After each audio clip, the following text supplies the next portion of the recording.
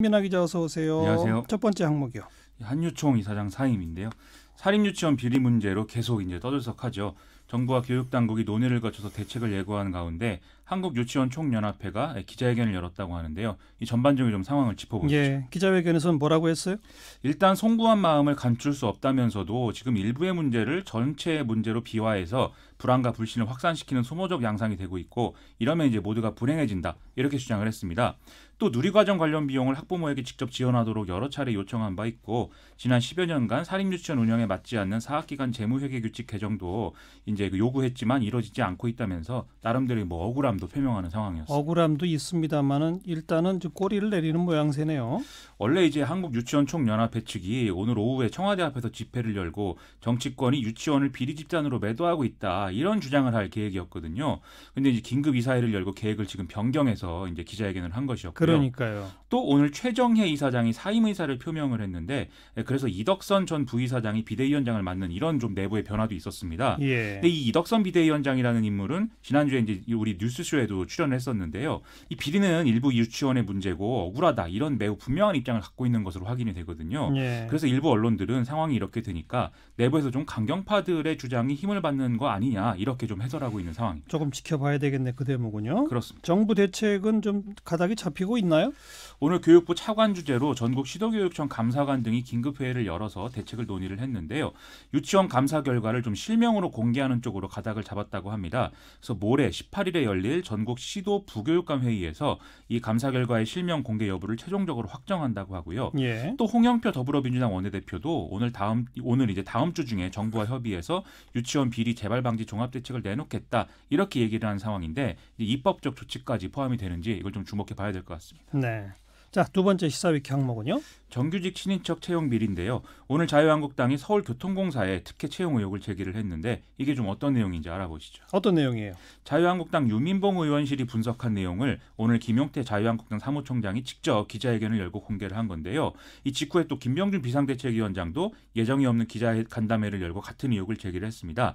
이 서울교통공사가 올해 3월 초에 무기계약 직원 1,285명을 정규직으로 전환을 했는데, 이들 중에 상당수가 현재 직원인 사람들의 이 친인척이다, 이런 의혹이 지금 제기가 됐다는 겁니다. 하하. 그래서 이것에 대한 전수조사를 이 공사 측이 실시를 했는데, 민주노총이나 노조가 이제 조사를 방해를 했음에도 불구하고 응답률이 이제 11%에 그래서 그쳤는데, 이 조사 대상의 80% 이상에 해당하는 108명이 일부 직원과 친인척 관계라는 점이 이제 확인이 됐다, 이런 얘기였습니다. 어떻게 이런 일이 가능했죠?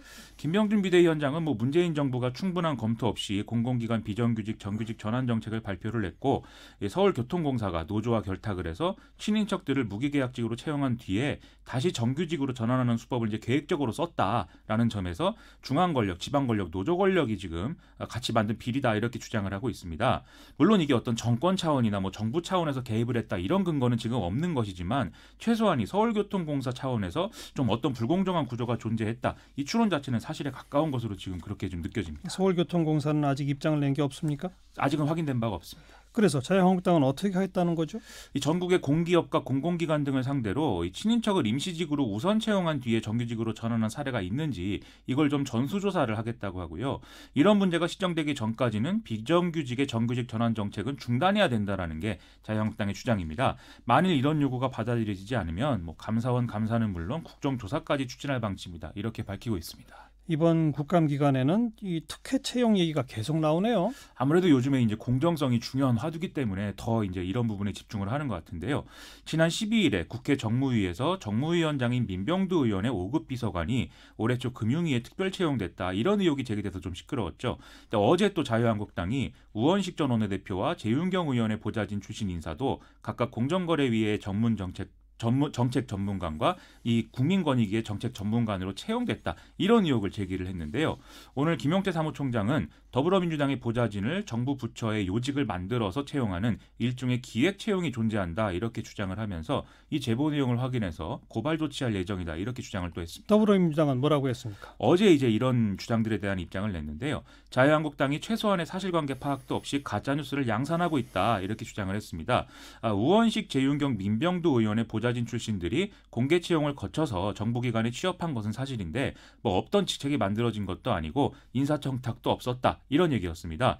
우원식 의원 비서관 출신 인사의 경우에는 의원실에서 일한 것은 이제 3개월에 불과를 했고 재윤경 의원실 보좌관은 사직 후에 상당 시간이 흐른 뒤에 채용됐기 때문에 문제가 없다 이렇게도 설명을 했는데요.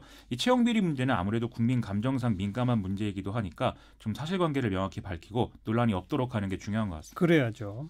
세 번째 항목은요? 드디어 정개특위 합의인데요. 여야가 6개 특위 구성과 헌법재판관 표결 등의 어떤 본회의 일정에 같이 합의를 한 상황인데 어떤 내용인지 알아보시죠. 이제서야 합의가 됐네요. 이 6개 특위가 정치개혁특위, 사법개혁특위, 남북경제협력특위, 4차 산업혁명특위, 윤리특위, 에너지특위인데요.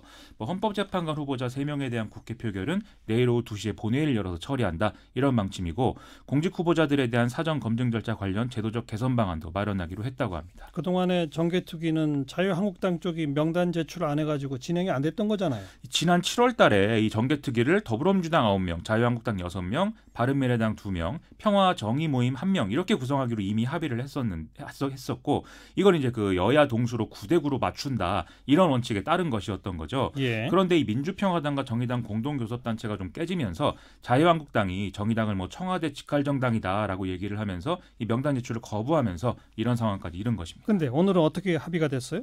일단 정치개혁특위, 사법개혁특위, 남북경제협력특위를 모두 더불어민주당 8명, 한국당 6명, 바른미래당 2명, 비교섭단체 2명 이렇게 지금 합의한 걸로 되어 있는데요. 즉 기존의 합의에서 더불어민주당 몫을 좀 줄이는 방식으로 합의가 된 것이죠. 따져보면은 더불어민주당이 양보한 부분이 이것 외에도 지금 더 있는 것으로 지금 확인이 되고 있습니다. 더 있다는 건 뭐예요? 일단 더불어민주당은 원래 정개특위와 사개특위의 경우처럼 남북경협특위에도 입법권을 부여해야 된다 이런 주장을 해왔거든요. 자유한국당은 이를 강하게 반대를 해왔는데 오늘 이제 홍영표 더불어민주당 원내대표가 지금 현안이 제기된 상황이 아니니까 이 부분은 다음에 논의해야 할 것이다 이렇게 얘기를 해서 이 입법권 부여는 합의가 안 됐다라는 점을 확인을 해줬습니다.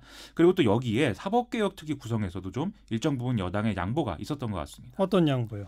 이 김성태 원내대표가 사법개혁특위에서 비교섭단체 목 중 한 사람은 자유한국당이 추천하기로 했다 이렇게 얘기를 했다고 하는데요. 자유한국당이 추천한다는 건 결국 이제 무소속 의원에 대한 얘기인 것이죠. 비교섭단체 몫으로 무소속 의원이 들어가는 경우에는 원래 이제 국회의장이 추천하는 게 관례이기 때문에 이게 이제 양보한 것으로 봐야 될 것 같고요. 이 사개특위는 검경수사권 조정과 고위공직자 비리수사처 설치 등을 다루게 되기 때문에 굉장히 중요한 역할을 지금 맡고 있는 상황입니다. 나머지 특위들 구성은 그럼 어떻게 돼요? 이 4차 산업혁명특위, 윤리특위의 경우에는 비교섭단체 몫이 없고요. 더불어민주당 9명, 자유한국당 7명, 바른미래당 2명 이렇게 구성을 하게 돼 있고요. 에너지특위의 경우에는 더불어민주당 8명, 자유한국당 7명, 바른미래당 2명, 비교섭단체 1명으로 이제 구성이 됩니다. 그 논란이 됐던 정치개혁특위에 정의당이 들어가느냐 마느냐 일단 들어가는 거죠? 지금 그런 상황으로 파악이 되고 있습니다. 네, 뭐 참 이제서야 선거제도 개혁 이야기 시작하는 단계 이렇게 말해야 되겠군요. 그런 상황입니다. 수고하셨어요. 고맙습니다. 김민아 기자였어요.